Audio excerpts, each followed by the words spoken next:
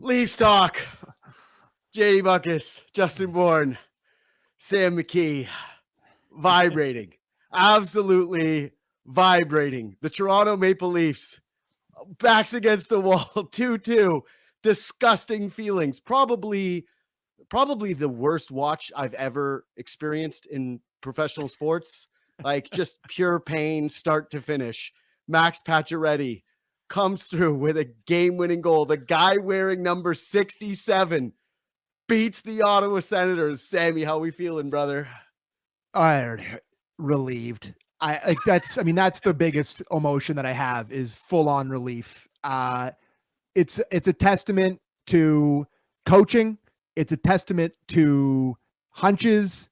It's a testament to us looking like idiots for talking about this at length, where from the start of the year, what did we say about Max Pacioretty? We had this exact conversation on multiple different Leafs talks that he plays some games for you. He lays some hits. And I believe I said these exact words. And in a tight game, in a playoff game, he shoots one in the net. And they have never had this in one of these elimination games where the puck lands on a veteran stick, a bottom six guy. I know he played in the top six tonight, whatever. It lands on his stick and he shoots it in the net. And I got to tell you, man, Berube deserves a ton of credit because this was a question move. This is a big time question move, keeping him in the lineup. Patch and score is fantastic, by the way, to whoever put that together. Caption. Really, really well done by whoever did that. Luke and but Christian I just, slaughtering it. For him to go against what everyone believes, not only keep him in the lineup, move him up the lineup, and have him score the game-winning goal in an elimination game, that's pretty ballsy stuff from an NHL head coach. It's a great moment for the Leafs, for the coaching staff, for their fans, for everyone. What a moment that you had just then. Fantastic. Awesome. Happy. My kid came out of bed to watch the final minutes after hearing me scream post Pacioretty goal. I'll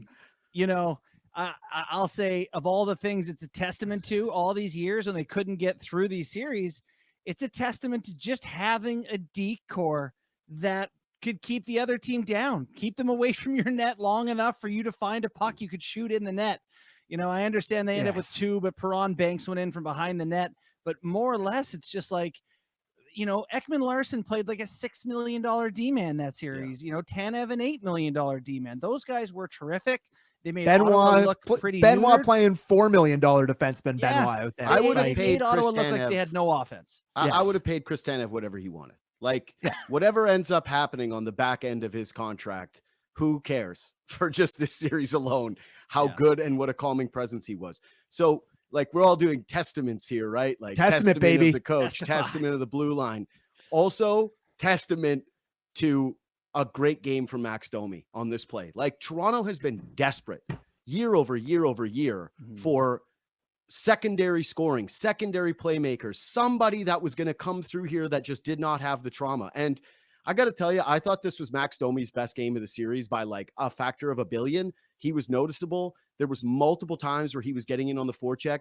And if you watch this play, he's got Pontus Holmberg on the wing with him. And how many times, like maybe it's a gift from God that it ends up being Pontus Holmberg on this line. Like all the dominoes end up falling where it's not Bobby McMahon. So he doesn't try to shovel one across and force some kind of a sauce pass, but he makes a decisive play, takes a shot, and then doesn't give up on the play, gets behind the net, hungry on the puck, gets a hold of that sucker and fires from his, what we should be calling like his favorite place to pass other than transition is that little flip pass behind the net right onto the tape of a veteran. And they score this goal. And I got to tell you, the level of elation after Ottawa scores what was arguably Stolarz' worst goal of the series, like situationally, unquestionably. Of the season. Yeah, like horrible goal. To go from the emotions of this to that, to a guy wearing 67 from the son of a Maple Leaf setting it up is a feeling that you rarely get in life. I think you're right about the Holmberg thing, Bunk. I mean, it's Holmberg on his offside. And like he took one glimpse over at him lifting that stick off the ice, and he's like, "No shot, buddy, I'm ripping this." Holmberg looked like an NBA center out beyond the 3-point arc. It was open. Was like, "Don't give this to me. No, I don't want this." Yeah, he's like off wing one timer, off like a sauce pass. Don't bother. And credit to Domi. That's a hard shot. Allmark has to make a good save on that. He has to fight it off. He doesn't get a chance to freeze it.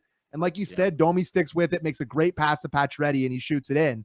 But yeah, like I think back to Testament, this is a great moment for them to not only blow a 2-goal lead where they go up to a great tip by Brady Tkachuk to make it 2-1. No one really at fault on that play. That's just a great filter towards that great tip or whatever.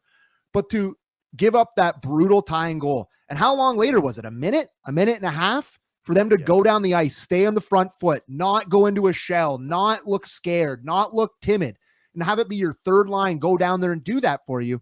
That is what they've missed so often in these big games. But you were giving Berube credit. The fact that line's on the ice in a 2-2 game is, like I wouldn't have had him out there. I wouldn't have had him out there in the OT game that they won. Both times they made a major difference. And I don't think that Sheldon Keefe would have had them out there. But Berube just kind of keeps rolling his guys over the boards and trusting they'll come through. And, whether it's blind luck, confidence, faith, whatever comes with that, I agree with you. He deserves credit for continuing to play the line that I would have told to put on their dress shoes at the end of the bench. Yeah, get the flip-flops on, fellas. You're not going back out there. Yeah, it's not about you. Forty, I think when we did our scratches at the end of that last show, you were like, Domi and Pacioretty they combined. I think I did, yeah. Yeah, they combined for one of the biggest goals in, the last, 20 plus years. But yeah, I think just in general, though, what helped Berube make that decision is that the bottom six was going tonight. Bobby McMahon, I thought, earned to get up the lineup and showed out well with the top Maybe their guys. best forward tonight outside of Tavares, who I thought was also awesome. I loved Scott Lawton tonight. I thought that he was a dog on a bone. I thought that he was finishing his checks. I thought that he was good in his own end, making simple plays. Shoot it in the net from the top of the crease. Put it away. Sure. I think how many posts on Willie's empty net? Yeah, for sure. That's good. Yeah, but I thought Scott Lawton was great tonight. I did not think Pacioretty was all very good up until that goal, but who cares? But again, Max Domi's best game, McMahon's best game of the series. You can go down with those three guys and say they're all difference makers for a Toronto Maple Leafs team that was starving for guys to just look normal in a tight game. And I think that the Stars, despite Nylander having 2 with the empty netter and Matthews scoring the goal in the power play, they got to just be going around the room and thanking those guys profusely for helping them out tonight, because that was an actual complete team effort. When Craig Berube said before this game, this isn't just on the core four, it's on the entire team, he couldn't have been more spot on. I got to tell you, fellas, and I know it's Willie's birthday and he ends up with 3 points tonight and he scores the series clinching empty netter. He was bad. Flat out bad. 10 turnovers tonight. There was multiple shifts where I was like, I mean, maybe they should have started Alex Nylander instead. There was a couple times where I was just like, what the hell is he doing out there? But give him credit. He rips that one by Allmark's blocker. Great shot, perfect spot, right above the pad, right below the blocker. And he makes the play. But I mean, when he was caught out there against, they had that Stützle line up against Pacioretty, Tavares, and Nylander. And that was a house of horrors for a lot of the shifts tonight, where they were flying through the neutral zone. They couldn't touch Stützle before he got into the zone. I mean, there's a couple times where Willie was literally bent over in the defensive zone because he got stuck out there so long. So credit, this is a classic Willie game where he ends up with 3 points. He doesn't have his best at times, but you look up at the stat sheet, he has 3 points on his birthday in an elimination game, and that's going to look really, really good on the ledger for him. So good shot, good goal. Funny? Yeah, go ahead. Yeah. Willie led the forwards in ice time tonight. No one played more than his 1907. Matthews, Marner in the 18-minute range tonight. God, I love that. I love that, man. And the team leader on D was Brandon Carlo. That's actually really surprising to me that it wasn't Tanev, because I felt like I noticed Tanev all night long. Yeah, that it was just a Chris Tanev show. I'll tell you this: 18-15. Yeah, no, but this team is deeper. Yeah. The blue line is deep enough where you trust just about everybody.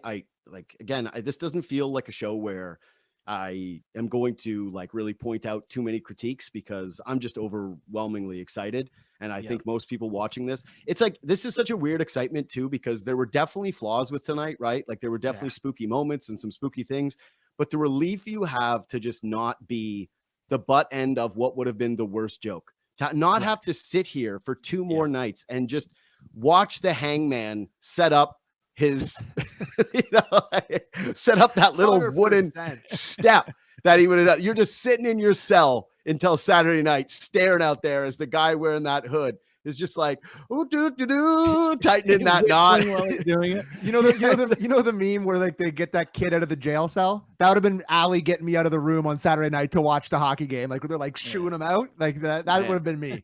But when they tied that game, yeah, I genuinely, if there would have been like a button I could press where I didn't have to do Leafs talk and I could have just not watched this game and I could have turned on like whatever baseball game is on, the Angels game, like the just Jays, anything but that. I would have slammed that button in a heartbeat. I was regretting my career choices. Like I'm sitting there going, I cannot believe I'm going to have to do this, staring down this. And I think that every Leaf fan that is watching this thing, I don't believe you if you say that you had confidence that they were going to come through when it was 2-2. Like, I just do not believe you. I think I'm sweating through my shirt.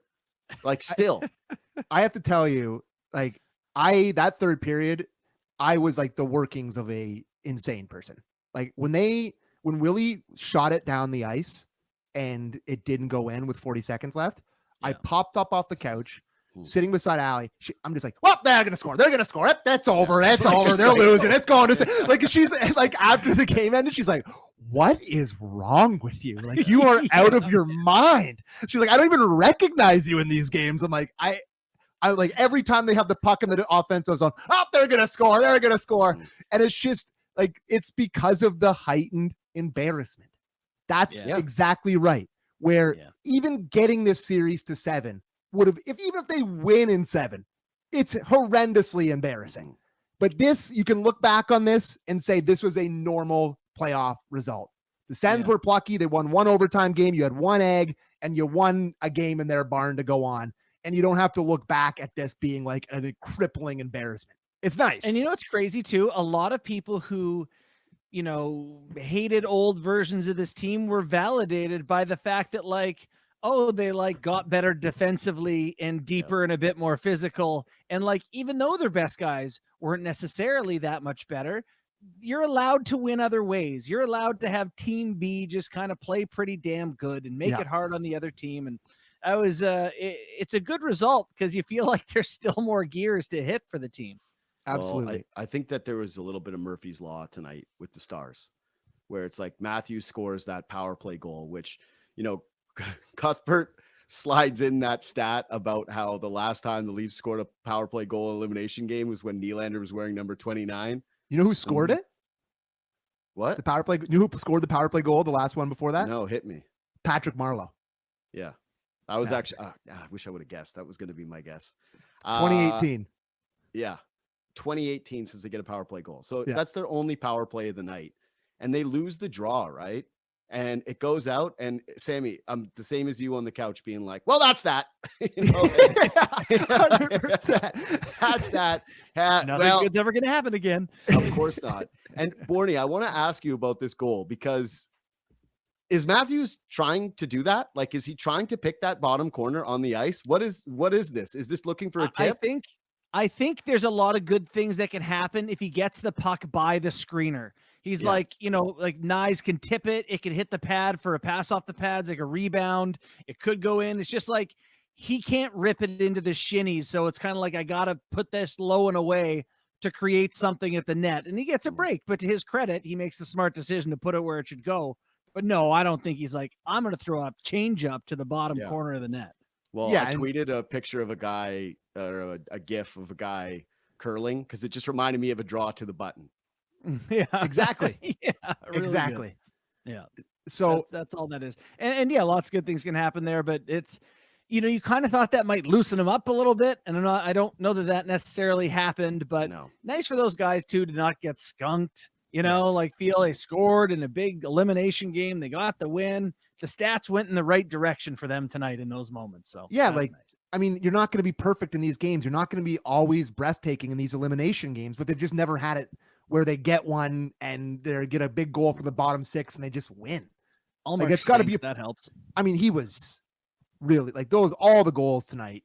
None of them are particularly good. And a they lot of got the non-goals. Pacioretty hitting the post, that could have been in. He didn't catch the Domi one. The play that he threw it to the sideboards and Domi banked it off the net. Like, he's a mess. He's a mess in and there. Tavares, where he kicks it out to Tavares right at the start of or is it the end of the second period Tavares where hit a he post goes too at the end, where he goes second. backhand and he doesn't he was definitely shaky in this one. Valley texted me after he let in the third goal, and he's like, see, that's all Marquis acting like he had a chance on that one. He's acting like he doesn't want this. And I'm like, I love you so much, Valley. Thank you so much for texting me. I really appreciate it. But yeah, I think that's a big, it's going to be a big conversation, I think, for the Leafs going forward with goaltending and just what they're going to do. But the Leafs had the better goalie in this series for most of it, and that's a huge difference.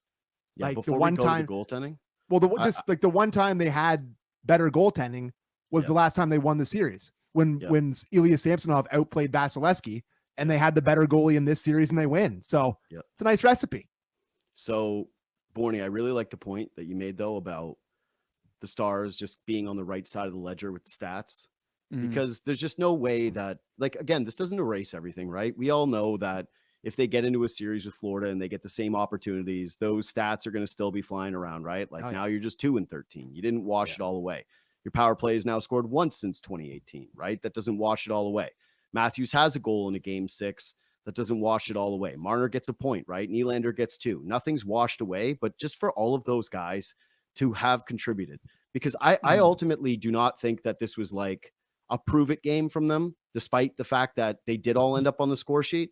Like, I didn't feel as though there were a lot of moments where Matthews took over or where Marner took over, where they just had like multiple beautiful shifts. There was actually one time that aggravated me probably more than anything, which was after it was the Domi line had this brilliant shift in the third period, and they hemmed them in for like a minute 45.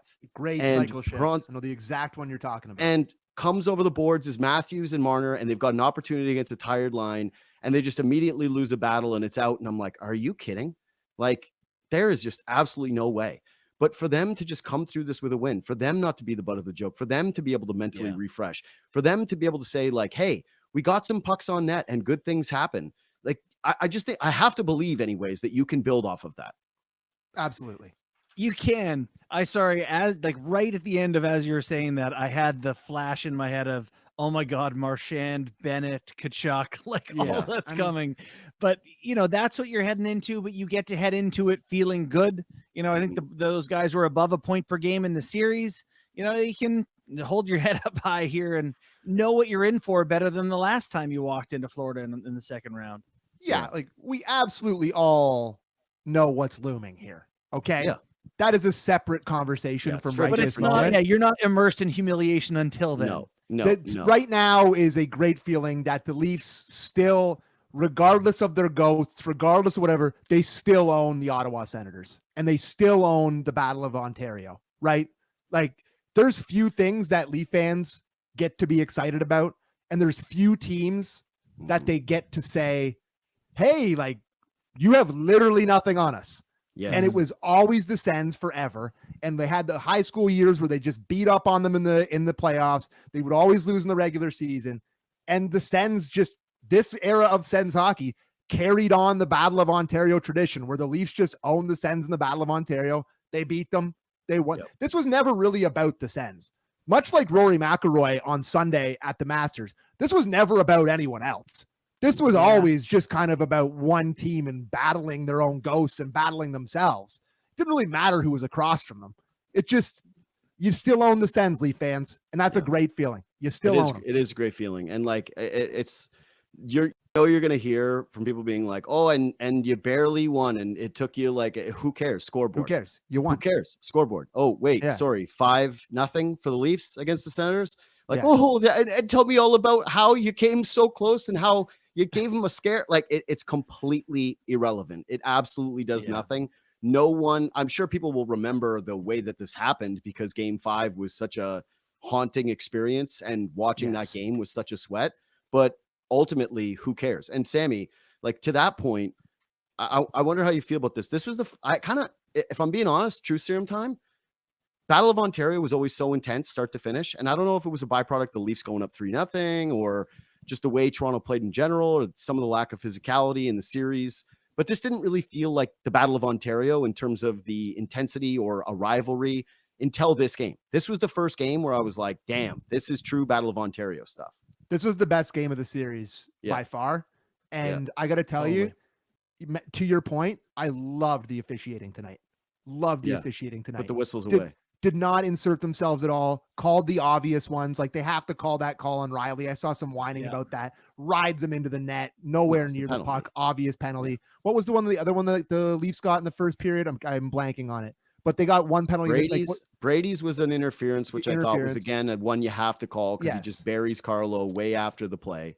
And then I think the other one was a high stick. Tavares got a penalty. Yeah, Tavares high got a stick. high stick. Yes. Yeah. Yeah. Where Giroux snaps his head back. It's a high stick. Whatever. Yeah.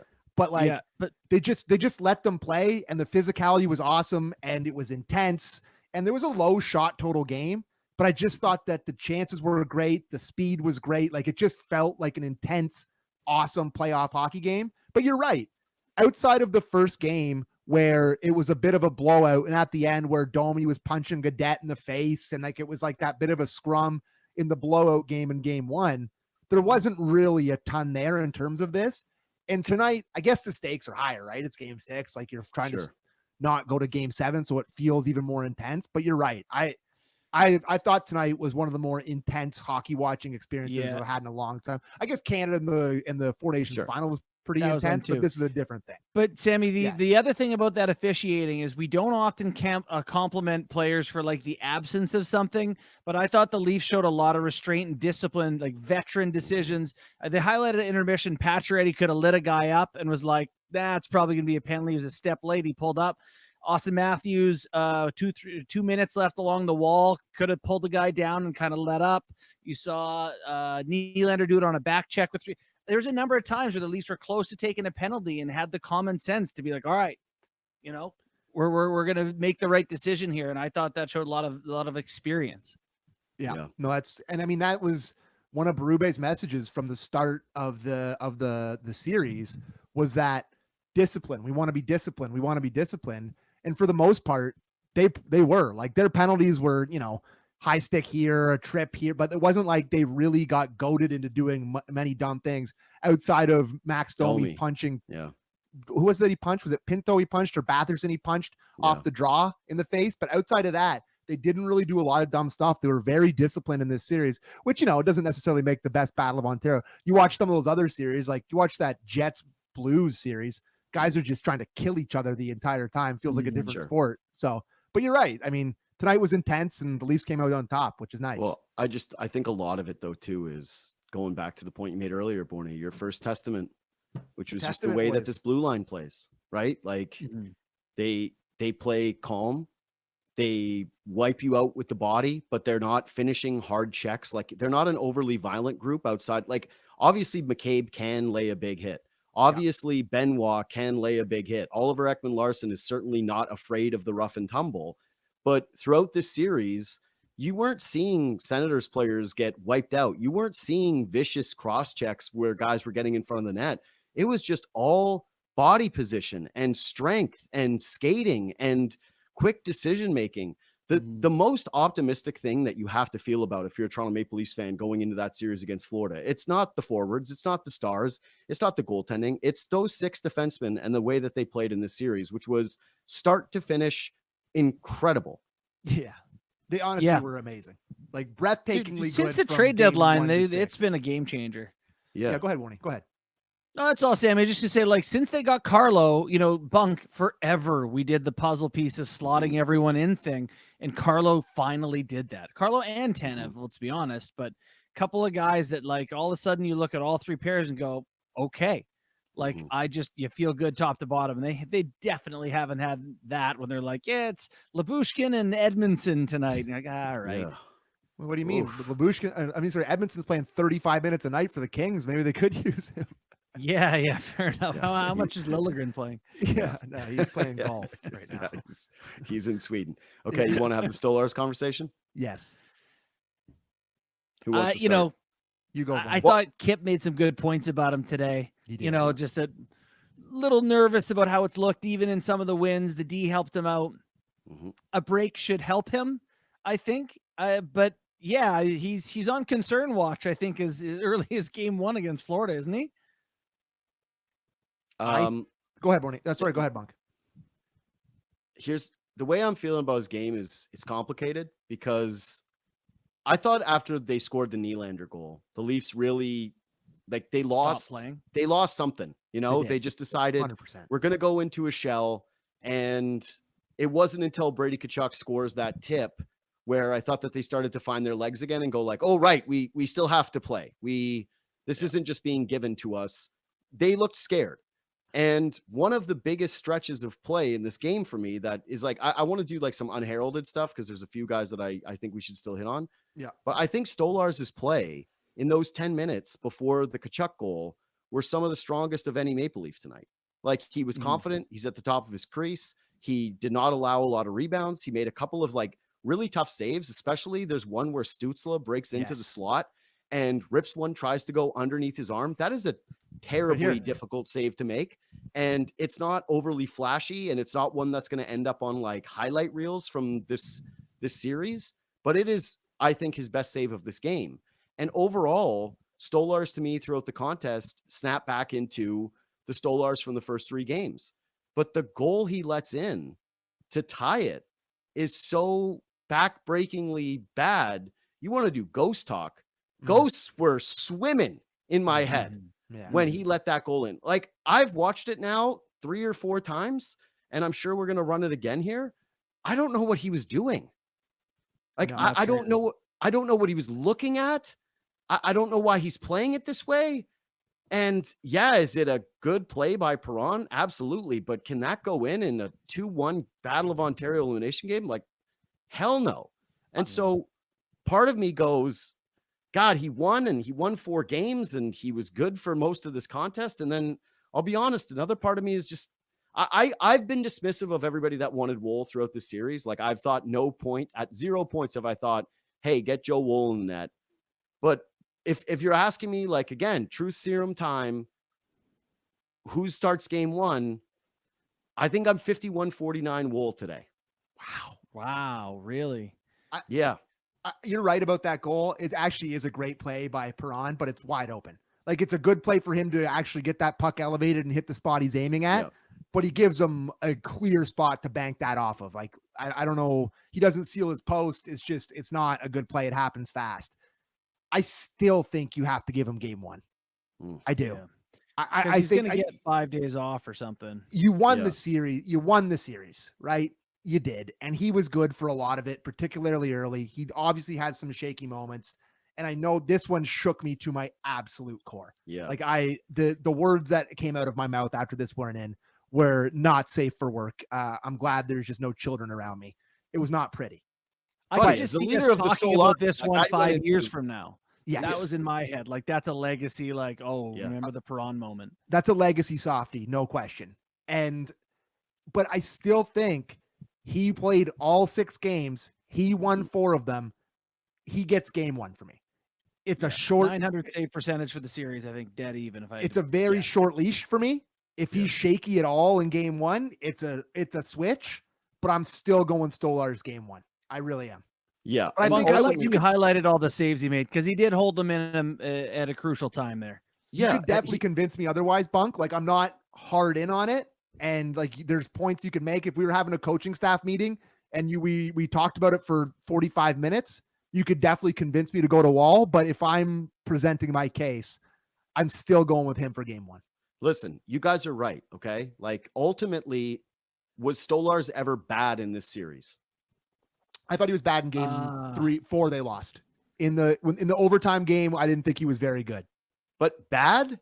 No, not bad. Not bad out loud, but not great. Yeah, but this is what I'm saying is ultimately he won 4 games, and in 0 of the losses, you were like, he killed them tonight. Yeah. Right? Mm-hmm. They got shut out in game 5. So it doesn't matter. Dominic Hasek could have been in net. They weren't winning that game, right? Like 0% chance. I don't care what the deserve to win meter said.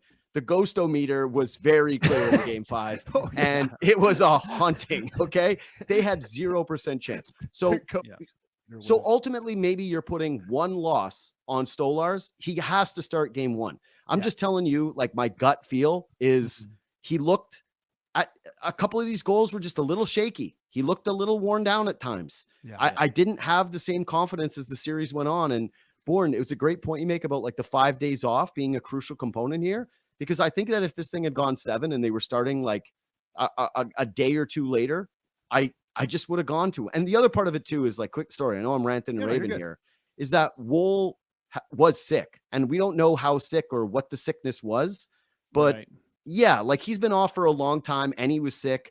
The idea of tossing him in the net to start a Florida series is like, what are you doing? You can't do it. So to me, it's obvious. It's that you're going to Stolarz, but if he's shaky and you lose, I actually think it could be after one game where you go to Wool. Here's what I'll say. We're seeing Wall in round 2. At some point, Wall will be in the net.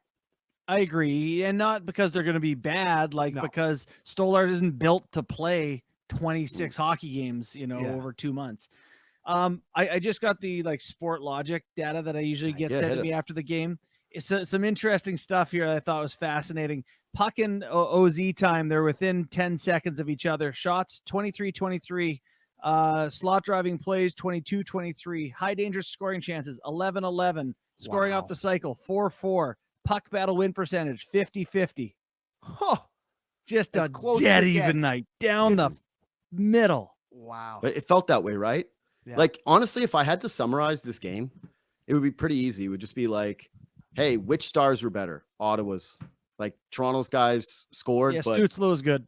Stützle and Brady were both good. Like, Brady went into USA captaincy mode for a little while there, where it was just wrecking ball stuff. He's like, if you want to talk about why the first power play happened on that Tavares high stick, it's because he was just menacing and he needed to go over and help Chris Tanev and accidentally clip somebody with a stick after he was just battling. Stützle was easily the most electric player in the game. He was the scariest. He doesn't end up finishing, but what Leaf fan can say honestly that when he was flying through the neutral zone with his head up, that they weren't thinking that he was going to find a way to a goal in this game, right? Can I tell you, really happy I don't have to watch another game of Brady Tkachuk's playoff growth. Because he was finding it. I'm telling you, better, isn't he? Next couple years, it's not going to be enjoyable. Every single game, he really improved. And I think he's been playing. He had some injury stuff coming into it. I don't think he was at 100% early, but he really started to grow into this series. He was captain-y as hell. We're coming back here, the pointing to the crowd in Toronto. But here's what I'll say, man. Bad penalty. Took a bad penalty tonight and cost his team. He was horned up. He was excited. He's in his home building. He wants to finish off Carlo there, knock him into the bench. Referee catches him, and then the Leafs score on that power play right before the end of the first period. It's a really bad penalty by Tkachuk that cost his team. But, I mean, he scores. He tips one in. Beautiful tip, by the way. Yeah. Really happy I don't have to watch Brady Tkachuk at Scotiabank Arena on Saturday night in a Game 7 with the It is funny, Sam, that we talked about his inexperience being a concern for them because he'd be so wild about it. Didn't do anything. He had the exact moment though in that penalty. It is something to me where it's like, that's the one. That was it. Borny, you said it. The Leafs were disciplined. And maybe you would have argued if they lost, like, hey, they weren't intense enough, right? They could have been like a bit of an inverse. But you mentioned how Toronto didn't take stupid penalties. And Brady Tkachuk, like not long before that, was yapping with Carlo. They were staring each other down behind the net. He obviously saw a guy that he was talking trash with, and he wanted to finish him like in a bad way. He did inflict pain. Yeah. Yeah, he did. And he went right through him. And I thought it was kind of funny. Like Travis Green was yelling, bad call on the bench. They were showing shots of him. And I went, oh, was it a suspect call? Because live, you don't really see it. And then they show the replay. And I was like, yeah, it's like, bad. What are you talking about? Dumb. Stupid. Yeah, it's Dumbo, idiot. Like whatever you wanted to nail him on there, you could have done it. And Greg did it the game before, and Batherson did it in OT the one game with the 4-minute. Like they just some of that inexperience bled through and cost them Game 1, boys. They were brutal with these dumb penalties in Game 1. Refs called everything, and the Leafs scored multiple power play goals and put them away early. Their inexperience, their undisciplined play at big moments costs them. Well, it's funny because it's like that's true. This series, where like the big question going in that I did on my show was, would the experience result in ghosts or to their benefit? And it turns out that if you bring the Leafs over 6 games, it's going to be both. Ghostly benefits. You're going to experience all the feelings. Like everything is going to come through. Yeah, because they were more disciplined, but they also obviously had their big time ghosty moments. Can you mentioned before we talked about Stolars that you wanted to do some unheralded stuff, and maybe it's rapid fire, but Scotty Lawton shot block with 20 seconds left or however much time's left there, where that puck comes back to the point. I'm having Zdeno Chara against James Reimer flashbacks. I'm having every bad point shot that's gone in against your favorite team flashbacks.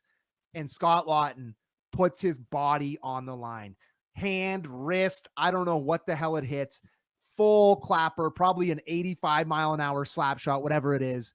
And he just gets in the way, and he gets an assist for it. It bounces off of his wrist, and it goes out to the sideboards, and Willie Nylander goes down there and puts it into the empty net. But I thought Scott Lawton, for a guy that didn't score a goal in this series, I thought he was fantastic in this series.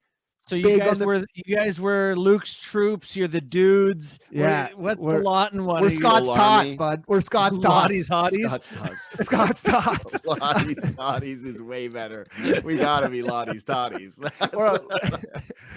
Anyways, it's obvious Lottie totty.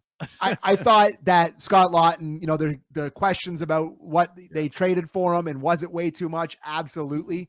But this is exactly what you wanted it to look like in the first round, where he was great on the penalty kill the whole series. His line was a key character line who didn't score any goals, but tonight they must have taken 2 minutes off the clock with under 10 minutes left, where they took the puck down to the offensive zone, cycle. I was so impressed with Lawton, so impressed with his line. And that's just a great moment that he gets tonight, where he gets to block the shot and set up the series clinching goal. Awesome stuff from Scotty Lawton. Impressed. Not going to see David Camp till at least game 2. No. Yeah, David Camp's just sitting up there with his 8-pack, just sour, just like he just wants to get into a game so bad. Just ripped in the press box. Absolutely. He's not in the press box. He's on the Peloton. Like, he's just grinding on the Peloton, doing crunches after and then watching this game. Bourne, unsung hero for you? I thought Lawton was a pretty darn good vote there. I got a different one. Is Benoit sung? I think he's sung. I mean, he was we haven't shouted him out in this game, so it's unsung for this game. Then I'll just do Tavares, because Tavares to me, he actually was their best forward in the series. End of sentence for me. No question. He moved his feet, skated, was physical, held onto the puck in ozone, didn't look panicked with the puck. I thought he was, I hate to say this, I thought he was a leader. He looked like a real leader. Yeah, I mean, the stats all year, you talk about your little your fancy stats you get set there, but his puck battle won percentage whatever it's been, it's just it's one of those one of the fancy stats that's just such a great eye test stat too, where you can just see it in a guy, and the puck comes around him on the sideboards, around the dots, below the net. He comes out with the puck so often. He just leans on guys, heavy stick, grown man strength, just and you're right. Like, he skated better than he has. And another guy, we talk about the break, fellas, however long they're going to get here. Great break for Stolars. Awesome break for JT. He's like a guy. He's like Kevin Gausman. He's better, or maybe Kevin Gausman isn't better on an extra day of rest. I don't know if that's true or not. But he's better on an extra day. Yeah, that was right. That's right. He was way better on an extra day of rest. But Tavares, when he gets a few days off, think about how good he was after the Four Nations. He was shot out of a cannon. I think he led the league in goals after the Four Nations. So he's been awesome. He was awesome in the series and just felt kind of like the captain, boys. Yeah, I just like to double down on what Bourne said. Unquestionably the Leafs best forward in the series. And to me, by a decent margin. Going into tonight, he had 3 goals. Marner, Matthews, and Nylander had combined for 3 goals. And then even tonight, ask me who I felt most confident in the offensive zone on the forecheck with the puck on his stick. He was a dog tonight. He was everywhere. He was I'm glad that Luke grabbed that clip for me that I asked for, where it's he generated that opportunity late in the second period. But to me, it's just, that is the most complete Tavares experience that you can get, where He's never giving up on a play. He's going into the corner and he hammers. I can't remember which defenseman it is, but he lays the body on him. So it's like he's using his size. I thought he was using his scoring smarts. He was, like, as you said, I thought skating well in the series. His line defensively had the tough matchup in this game. And yes, Stützle and Brady were terrifying at times, but I thought Tavares gave it back as good as any forward did tonight, and doesn't end up on the stat sheet, right? Because he's not a part of that power play goal. It's the only place he would have been. He's a plus, and he had a shot and a block and hits and takeaways. And no, he was on the stud tonight. Yeah. He was an absolute stud tonight. And it very much felt like he's still the captain of this team. Totally. Is Tanev's too sung, right? Tanev's, like I said, if Chris Tanev, if his contract negotiation, like there's this famous story about Bill Russell and there's an all-star game. I can't remember what year it was, but they renegotiate the CBA right before the NBA all-star game. They go in there. They're like, this is terrible. We're not playing the NBA all-star game unless we get new contracts. And the league's like, damn it. You got us. Yeah. If Chris Tanev was able to do that going into the next round, where he was like, yeah, about my deal. Double it. Yeah. Done. Whatever you want. Okie doke, sir. There is no player in the league that have given their team better value for their contract than this year with Chris Tanev. Chris Tanev's contract, I can't remember one guy's contributions trickling down throughout a defensive core more than him. It's just the commitment to shot blocking, the responsibility, the calmness, everything with him. And he was just so good again tonight. So good. He knows really how. Well, I guess, you got Florida coming in the next round. They're pretty hard on the forecheck. So maybe he's like, oh, great. Here we go again. But he's not going to miss Brady Tkachuk. How many times did Brady Tkachuk hammer Chris Tanev in this series? It felt like every time he's banging it off the side glass and in comes Seven, just rattling the end boards. But he takes a hit, makes a play. Guess he's too much. He's too sung to be an unsung hero, but fantastic night for him. Fantastic series for Tanev. Yeah, I think that you could argue if you were doing like I said, best forward in the series was Tavares, but best player was Chris Tanev. I think that's fair. Totally. I'd like to see Tavares and Tanev battle for a puck in the corner. Who is the heavier stick between those two right now? That would be a hell of a battle. Their sticks would just disintegrate because they'd be leaning on each other. So Power would be the ultimate loser. God, it feels good. It feels good. It feels so good. And if you're watching this and you're a Leafs fan, congratulations. Like, you get to talk that talk to a Senators fan. Yes. It doesn't matter what anybody says about those other games. That's gone. Ghosts will reappear in the next round. But listen, that was, no matter what happens against Florida, nothing could be worse than what could have happened in this series. It's very true. Some nightmarish potential endings. Yeah, that's bang on. What you just said there, it's like, you could, whatever happens, like, I'm okay, brother. Like I saw the light, I saw God here. Like, I saw death. So this is dating me for sure. But when I was in elementary school, I used to like to read Reader's Digest. They would a great kick story around. What I would read in Reader's Digest was they would always have this section on near-death experiences. Yes. And I would love it. It'd be like somebody fell from a chairlift and they were hanging by the like a thread and they couldn't get the chairlift, and I'd be enthralled in this stuff. That's Leafs fans. You were hanging from the chairlift by your drawstring over a grizzly bear and you survived. And now what holes did Reader's Digest have on our parents? Why were those everywhere? They had big. Do they have an app? Digest. Do they have an app? Dominating. We had them in our house. They were in the classroom. They were everywhere. It was everywhere. Like, it was like Archie They comics. published them like confetti. They just shot them over the city. And how many Reader's Digest came out every month? It had to be 18. One a daily. It was a daily. Daily Digest. Nobody worked harder than the good people at Reader's Digest. They just had their We need fingers. another near-death experience. Go create one.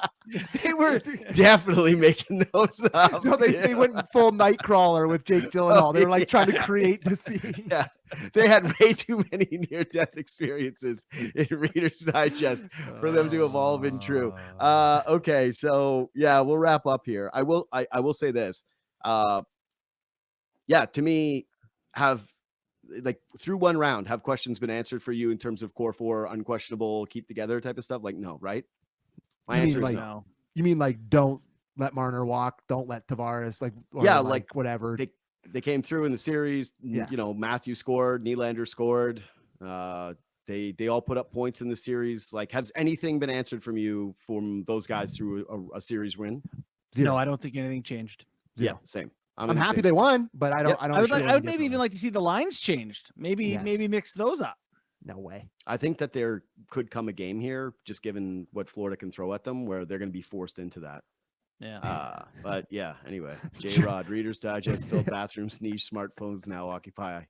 It's true. Yeah. It's true. It was a big time was- bathroom read. There was nothing like just going in there for just having a read. You know, Buddy. missed that. Like a little joke book or something on there. Like just read some jokes or read a Reader's Digest. Now you're just scrolling TikTok. Just used to Brother. learn on the John. Now you're just rotting your brain. I had subscriptions to Sports Illustrated and to Slam Magazine and Hockey News. Yeah. I And had those three would come at like their different times, and I was just toilet boy. Dude, Rick Riley was a toilet god. Oh He was- yeah! Oh hell yeah! The back page Like, of SI. so much of who I am now is those three magazines and just reading the hell out of them. And like many times, it was like, you know, there's been moments for all of us where we've had to be like, oh my God, I have so many DVDs. What am I going to do with these? But the tougher one, because DVDs were easy for me. I was like, yeah, all right, sell. It used to be the worst thing in the world if someone stole a DVD from you. And then one day it was like, what the hell do I do with these? Everything must CDs go. I just kept because sentimentality. And I was like, yeah, whatever. I'm just going to keep my CDs forever. But getting rid of all my old sports magazines where I was like, I remembered them. Like I remember throwing them out because I eventually had to declutter my place like a few years ago. And I literally had like hundreds of these, you know, thousands of magazines that I still like kept. I was like a hoarder. Sammy, you remember how many I used to have in this apartment? not It's like, really. I don't. No, remember. okay, I maybe don't I got remember rid of much one. though. yeah, yeah. But anyway, I remember going through them all like, I will remember you, and just like going in a garbage bag over and over. There's a Suck. pile. There's a pile of Mad magazines somewhere at my parents' place that they Oh, yeah. guarantee have not thrown out yet. That's Yeah, just I was like never a mad hang- guy. Oh yeah, I did a Time capsule. Yeah, Anyways. you were screwing around. All right, follow us on little Twitter and spy Instagram. versus spy action, Yeah, boys. that's it. Oh, I never got it. It was never my type of humor. You can follow us on Twitter and Instagram at JD Bunkis, at Sam A. McKee, at JT Bourne. Obviously, we're gonna have our other shows tomorrow. I'm very happy to be doing the one that I'll be doing. Thank God. And yeah, I just looked at my phone Thank here. you. I just Yeah. looked at my phone. I gotta tell you, thank you to everybody.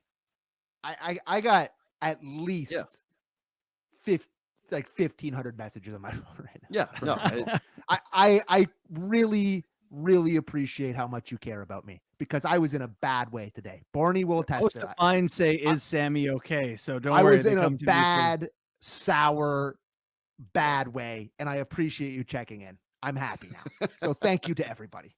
Thank you. yeah. it's This good. is absurd. Yeah. All right, on to round 2. Go Leafs, go. We'll see you then. See you then.